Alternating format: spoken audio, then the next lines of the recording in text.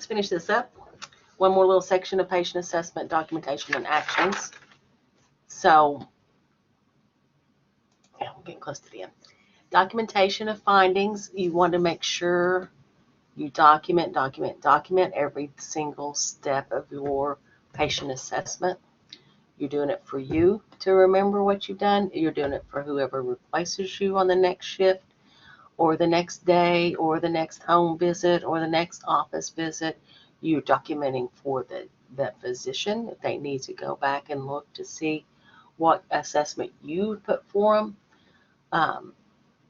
Also, you're going to also use the information you find out from your patients to develop your plan of care. That's going to be very important.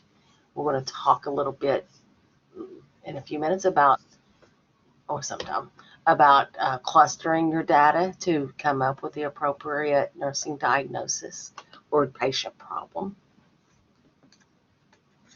It's always good to have a complete overview of your patients. And don't forget about HIPAA. If you haven't heard about HIPAA yet, HIPAA is Health Insurance Portability and Accountability Act. What the purpose of HIPAA is, partly is to make sure if you're working in a healthcare facility and you leave the healthcare facility, you still have access to insurance. That's what a health insurance portability means. But the main thing people think of when they think of HIPAA is privacy. So it's a privacy act that requires us to protect patients' privacy, protect patients' information. Anytime we're documenting, you want to make sure you're keeping whatever you're learning to just the people that need to know it. It's not okay to talk to your friends about what you learned in clinical or what you learned when you were taking care of patients. It's not okay to talk to somebody in the ER about a patient that you're taking care of that might have been in the ER 2 days ago. It's not their business anymore.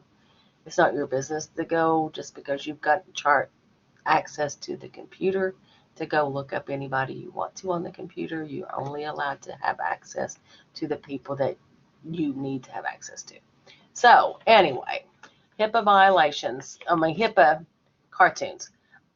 This one on the left to me says, the black and white one, I wouldn't worry about people stealing your health information. Walter, you're not that interesting, which is kind of the way I feel about anything. I'm not that interesting. And then, but I like the other one better. Nancy, I'm not sure that's what HIPAA had in mind. See them all sitting in the waiting room with the paper bags over their head. That's funny. I think that's funny. So I've talked a lot about different parts of the physical assessment. You're going to have in-depth physical assessment coming up soon, maybe even next week. And all of this, the physical assessment, the putting your hands on people also, it's important, but it's not necessarily more important than talking to your patients.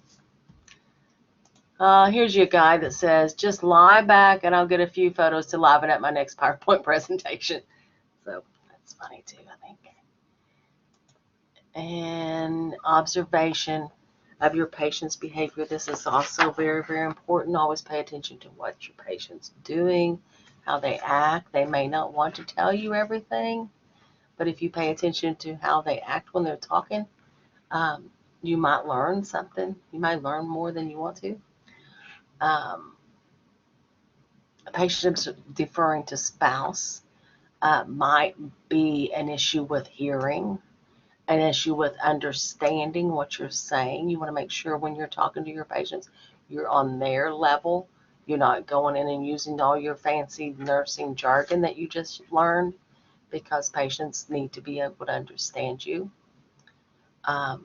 Also, we talked about way back when about if somebody's not able to hear well, you want to make sure you're doing interventions to make yourself understood to that patient.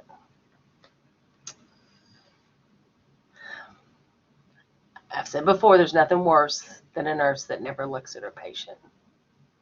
And this happens a lot. You all remember this when you start doing skills. It's very easy to fall into looking at your instructor the whole time you're trying to do skills, start an IV, do a dressing change, whatever. And it's very disrespectful to your patient. So even though you might be looking for guidance from your clinical instructor, make sure that the patient knows the focus is still on them, please. This one's my favorite cartoon. It says, have a seat, Mr. Frog. These x-rays may come to you as a, oh my God, I can't read. Have a seat, Mr. Frog. These x-rays may come as a shock to you. So the frog's standing there and the doctor's about to tell him that he's not real. He's a hand puppet. I think that's funny. Anyway, also part of your assessment is going to be your labs and any diagnostic data that they've had, like x-rays, CAT scans, MRIs, endo, which you'll find on your patient's chart. Labs you'll find on your patient's chart. If you don't find them on your patient's chart, you can always ask them. They may know some of them. You want to compare whatever your patient's labs are to normals for their age and gender. If you see abnormalities in their labs or their diagnostic test, you want to try to figure out why. See if you can find some reasons why those might be abnormal. And this is all, labs, x-rays, scans, EKGs, that is all objective information. If you ask the patient about it, then it turns it into being subjective information, or if the patient gives you the information.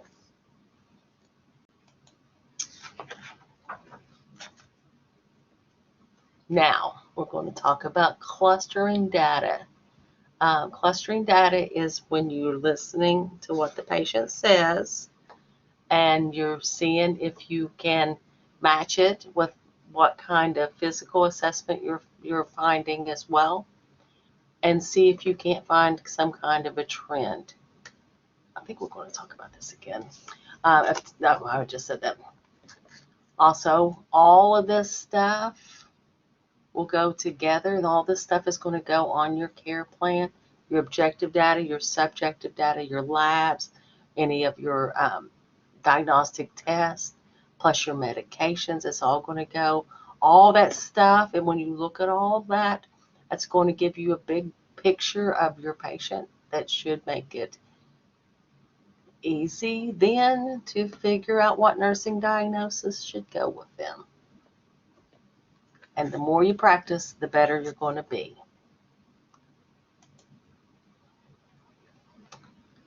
When you are documenting, you want to make sure you're not documenting your opinion.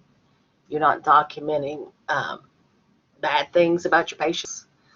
And we talked about this before. If it's subjective data, it goes in quotation marks. Patient states, quotation marks for exactly what they say. If it's objective data, you want to use your clinical terms when you're charting in your hospital record. You don't want to use flowery words. Do not belong in physical or medical documentation.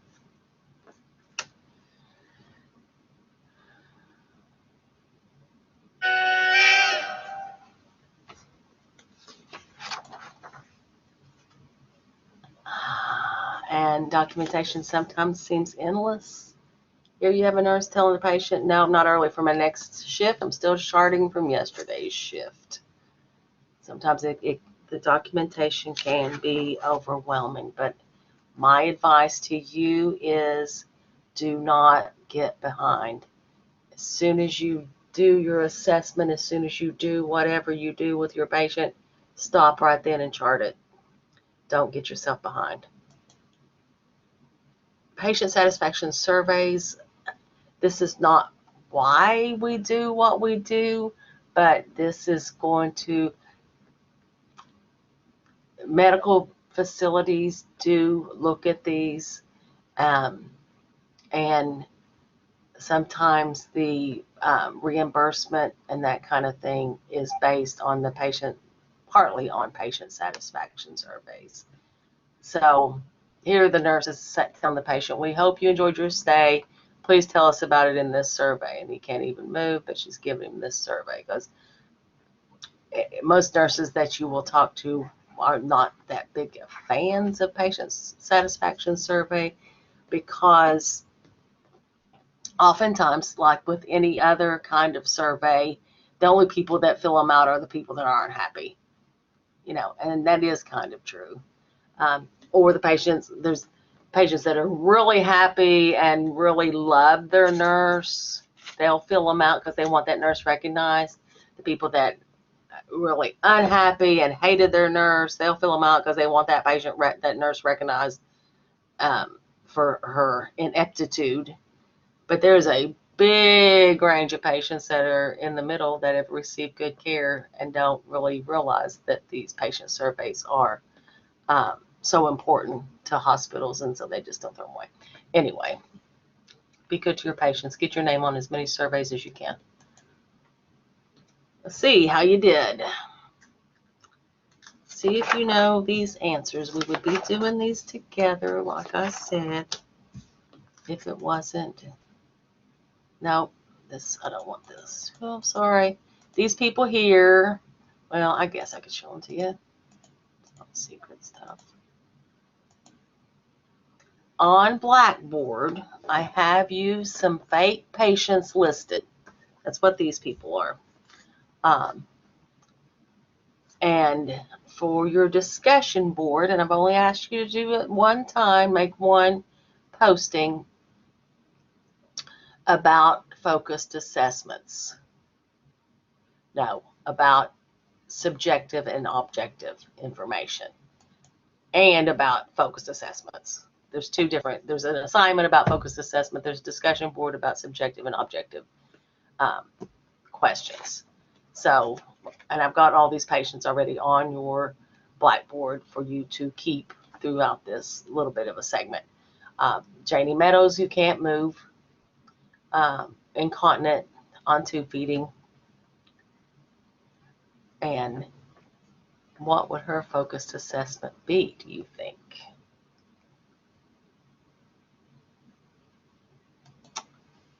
James Fredericks, he had open heart surgery. He has TED hose and oxygen and doesn't have any pain. Where would his focused assessment be? Maddie Cooper, she walks into the classroom, somebody just sprayed perfume, and she immediately becomes short of breath. What kind of focused assessment would you do on her? And this patient here is refusing to ingest food.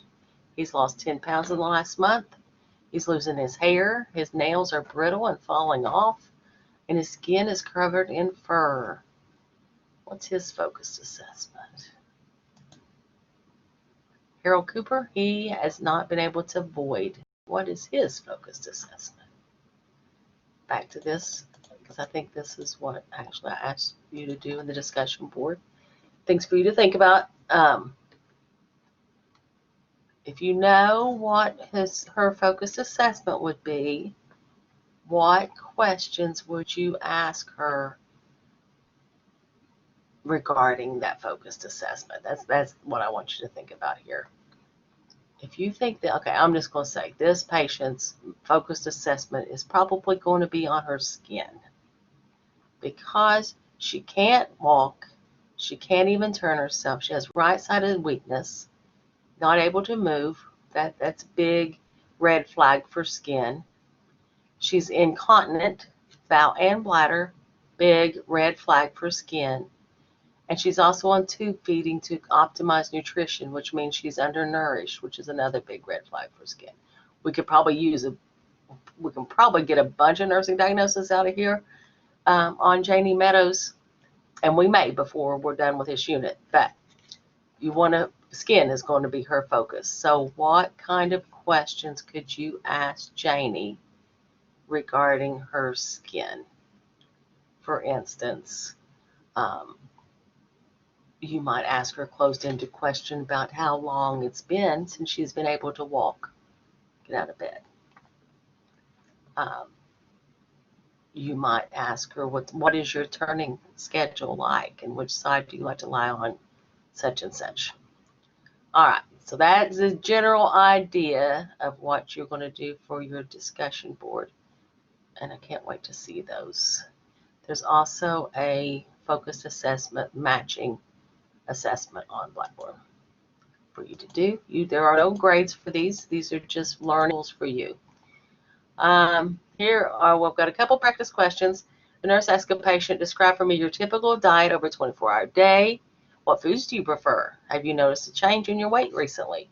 This series of questions would likely occur during which phase of a patient-centered interview?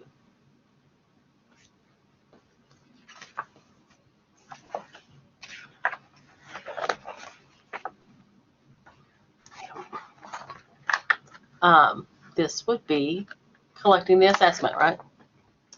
It's just assessment questions. What type of interview technique does the nurse use when asking these questions? Do you have pain or cramping? Does the pain get worse when you walk? Are those open-ended questions or closed-ended questions? Are they problem-oriented questions or active listening questions? I'll tell you they are closed-ended questions because those can be answered in one word. And they're also problem-oriented because we are talking about ambulation. A nurse gathers the following assessment data. Which of the following cues form a pattern suggesting a problem?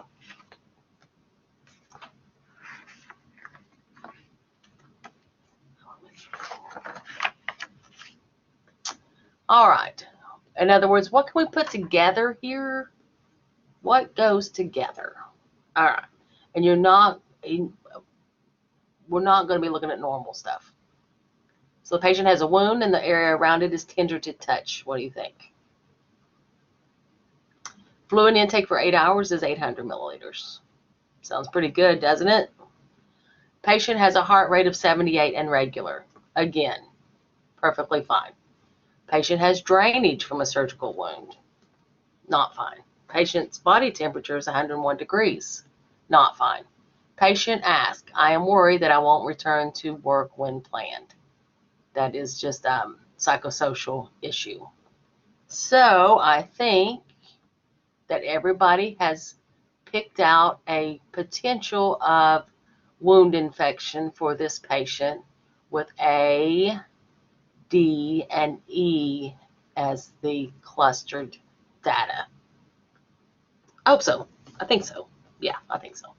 I've got confidence in you guys. And whew, that was a lot, I know.